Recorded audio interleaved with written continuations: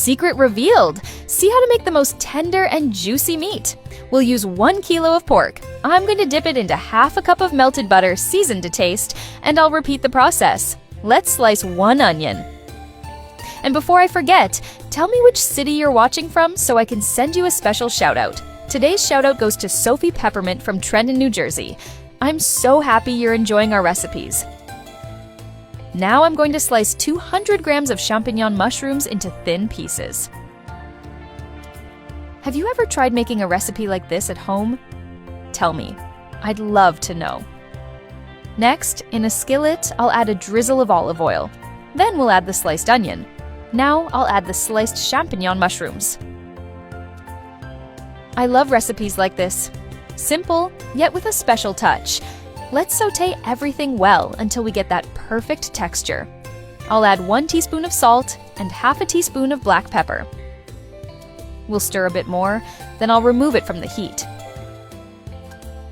Now, I'll make several diagonal cuts on the surface of the pork, like this. Tell me what you think of the recipe so far. I'd love to hear. Then I'll make cuts in the opposite direction. I love testing new recipes. And this one is totally worth it.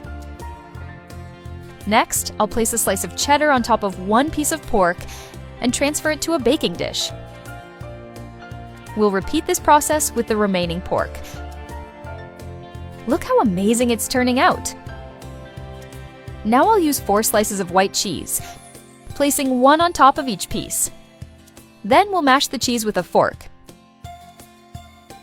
Next, I'll pour the sauté champignon and onion mixture we made earlier, spreading it evenly over each one.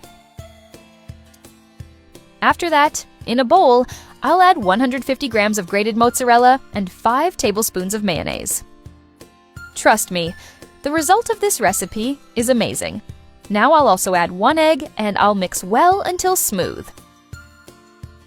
This is the moment when everything starts to come to life. Then we'll take portions of this mixture and place them on top of our dish, spreading it evenly. This step may seem simple, but it guarantees a perfect result. Now I'll bake it in the oven at 356 degrees Fahrenheit for 40 minutes.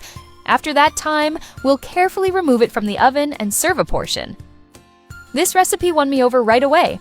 I made it without big expectations, just testing it, and the result surprised me. The pork turns out perfectly tender, juicy, full of flavor, and beautifully golden. Every time I make it, someone comments, either on the smell or the way it looks. Try making it at home too, and tell me what you think.